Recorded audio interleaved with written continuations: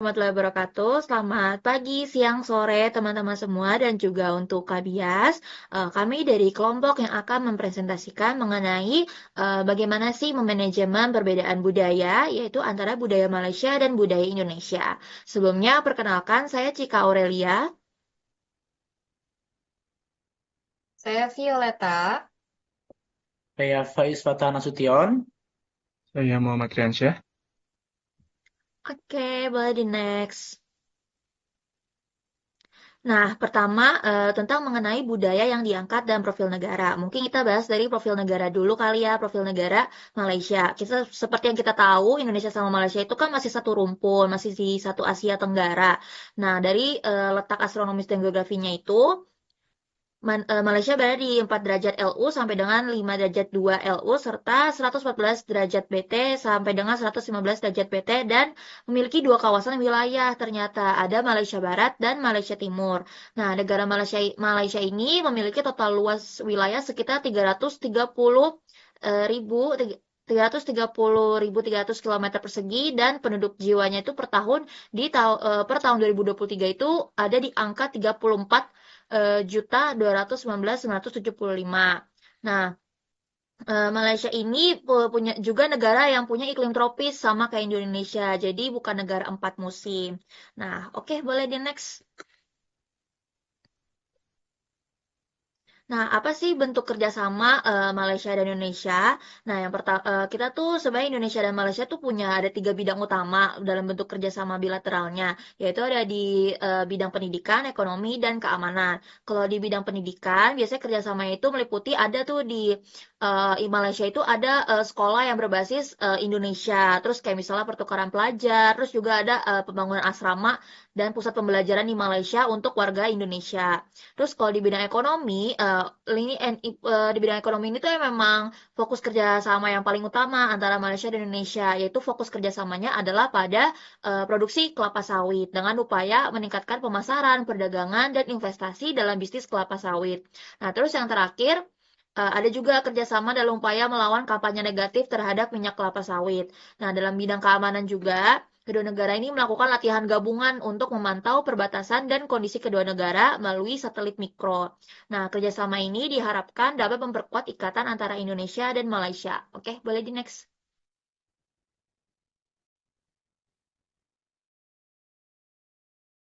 Ya, ini ada profil narasumber, profil alasan dan durasi tinggal. Jadi beliau ini namanya Muhammad Fazli bin Azmi. Itu pria yang berasal dari Malaysia yang saat ini tinggal di Malaysia. Pria berumur 41 tahun ini datang ke Indonesia selama setahun dengan tujuan ada pekerjaan sebagai travel agent. Travel agent sendiri adalah sebuah pekerjaan yang mempromosikan dan memasarkan paket perjalanan. Nah, bisnis yang dimiliki oleh Mr. Fazli ini dikhususkan pada umroh dan haji. Jadi, orang-orang yang ingin umroh dan haji bisa memesan um, paket travelingnya kepada Mr. Fazli. Nah, tidak hanya itu, Mr. Fazli juga mempunyai sebuah program yang ada di Jakarta di setiap tahunnya, yaitu sebuah pameran atau exhibition yang dilaksanakan di tiap kota seperti Bogor, Bandung, dan kota-kota lainnya. Boleh di next.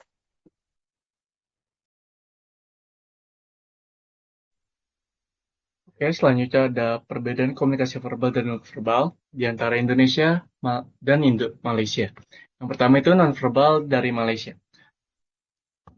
Oke, yang pertama dari segi masyarakat.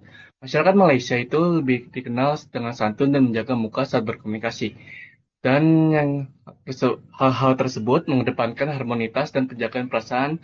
Yang ketiga, penolakan atau ketidaksetujuan sering disampaikan melalui kiasan peribahasa atau syair.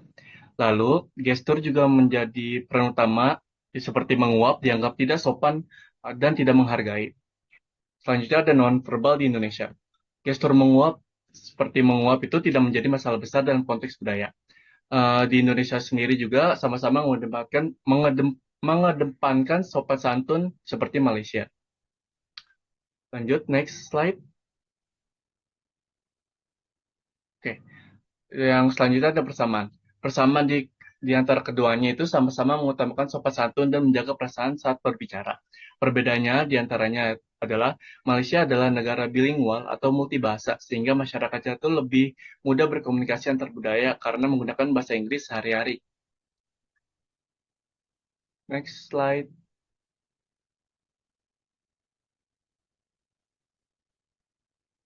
Baik, selanjutnya kita akan membahas, sorry.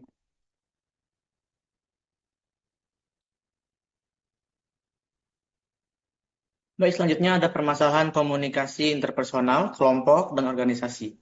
Yang pertama adalah komunikasi antar budaya. Dalam konteks komunikasi antar budaya, perbedaan norma sosial dapat menjadi tantangan. Contoh yang diberikan oleh Mr. Fazli yang menunjukkan bahwa menguap di kelas dianggap tidak sopan di Malaysia. Sedangkan di Indonesia, hal ini bukan menjadi masalah besar walaupun tetap dinilai tidak sopan. Perbedaan ini mencerminkan bagaimana budaya lokal mempengaruhi interaksi antar individu. Memahami dan menghormati norma-norma yang ada di lingkungan baru sangat penting untuk menghindari kesalahpahaman dan menciptakan hubungan yang harmonis. Selanjutnya, ketepatan waktu dalam bisnis. Masalah ketepatan waktu atau yang sering disebut dengan ngaret kalau dalam bahasa kita adalah isu yang umum di Indonesia. Banyak orang sering terlambat dalam pertemuan yang seringkali disebabkan oleh kebiasaan menunda-nunda. Mr. Fazli mencatat bahwa pertemuan yang dijadwalkan pada pukul 8 pagi seringkali baru dimulai pada 1 jam kemudian. Meskipun ini bisa dianggap sebagai masalah, beliau tetap memahami bahwa faktor tersebut disebabkan oleh hal-hal yang di luar dugaan seperti kemacetan lalu lintas atau ada beberapa tragedi di perjalanan. Selanjutnya, ada dampak pada efisiensi kerja. Ketidakpahaman terhadap perbedaan budaya dapat mempengaruhi efisiensi komunikasi dan kerja dalam organisasi. Jika setiap orang tidak menyadari norma-norma yang berbeda, hal itu dapat menyebabkan kesalahpahaman yang merugikan. Oleh karena itu, penting bagi setiap orang, apalagi orang yang bekerja dalam konteks multikultural seperti Mr. Fazli, atau keperluan dengan orang-orang asing untuk memiliki toleransi dan kesadaran budaya yang tinggi. Ini akan membantu menciptakan lingkungan kerja yang lebih harmonis dan produktif.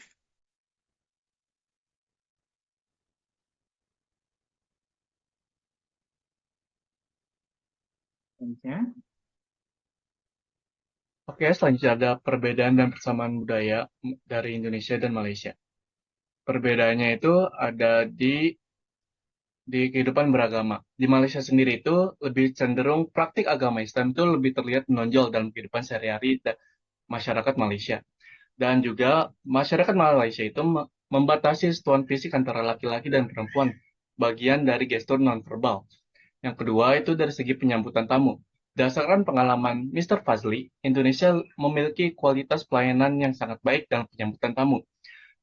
Hal seperti layanan di Indonesia, seperti di hotel ataupun bandara, membuat tamu itu merasa dihargai dan disambut dengan hangat.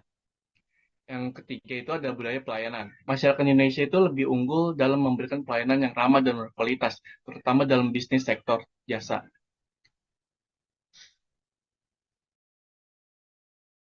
Baik, selanjutnya adalah mengatasi permasalahan antar budaya. Mr. Fazli mengatasi tantangan perbedaan budaya di Indonesia dengan menerapkan komunikasi yang jelas dan terbuka. Beliau menyatakan bahwa keterbukaan dalam menyampaikan pendapat dan mendengarkan tanpa prasangka itu sangat penting. Ketika terjadi kesalahpahaman, ia mengundang rekan kerja untuk berdiskusi langsung, yang tidak hanya membantu menjernihkan masalah, tetapi juga membangun kepercayaan dan rasa saling menghargai. Penelitian oleh Adler pada tahun 2008 mendukung pendekatannya, menunjukkan bahwa individu dengan kesadaran budaya yang tinggi lebih mampu menavigasi perbedaan dan membangun hubungan yang kuat. Selain itu, Mr. Fazli juga menunjukkan sikap toleransi yang tinggi dan berusaha memahami nilai-nilai lokal, seperti rasa hormat dan sopan santun. Ia beradaptasi dengan mengikuti kebiasaan masyarakat di Indonesia yang menciptakan suasana kerja yang lebih akrab. Dengan menunjukkan ketertarikan terhadap budaya lokal dan menghargai tradisi, ia tidak hanya meningkatkan kenyamanan kerja, tetapi juga menjadi teladan dalam membangun keharmonisan antar budaya di tim. Pendekatan ini membantu meredam potensi konflik dan menciptakan kerjasama yang produktif di tempat kerja.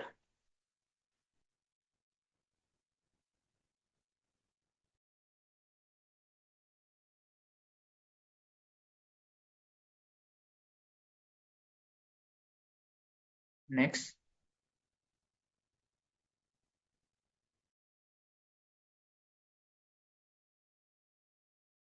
Ya, mari kita simpulkan. Jadi, dari interaksi dengan narasumber, kita dapat menyimpulkan bahwa meskipun Indonesia dan Malaysia memiliki banyak persamaan budaya, tidak bisa dipungkiri kalau latar belakang atau cara mereka pada akhirnya ada perbedaan. Namun, perbedaan seperti verbal, nonverbal, cara menghargai waktu, dan sebagainya, tantangan perbedaan budaya dapat dilalui oleh Mr. Fazli dengan mudah karena beliau memiliki sifat open-minded dan saling menghargai.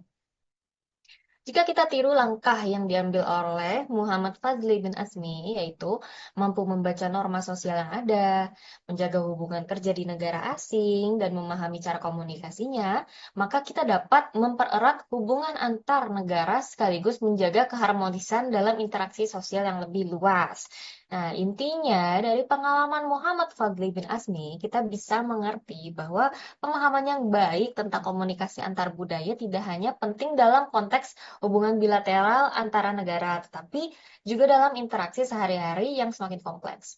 Melalui pendekatan yang toleran terhadap perbedaan, kita dapat menciptakan lingkungan yang lebih harmonis dan produktif, baik di tingkat pribadi maupun em,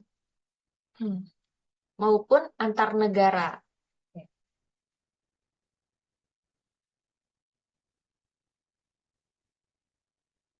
Terima kasih. Oke, mungkin segitu saja yang bisa kami dapat sampaikan. Semoga dari pemaparan ini kita bisa sama-sama saling mengerti bagaimana persamaan dan perbedaan baik dari negara Malaysia maupun juga Indonesia. Saya Cika Aurelia dan teman-teman sekelompok semua pamit undur diri. Terima kasih banyak semuanya.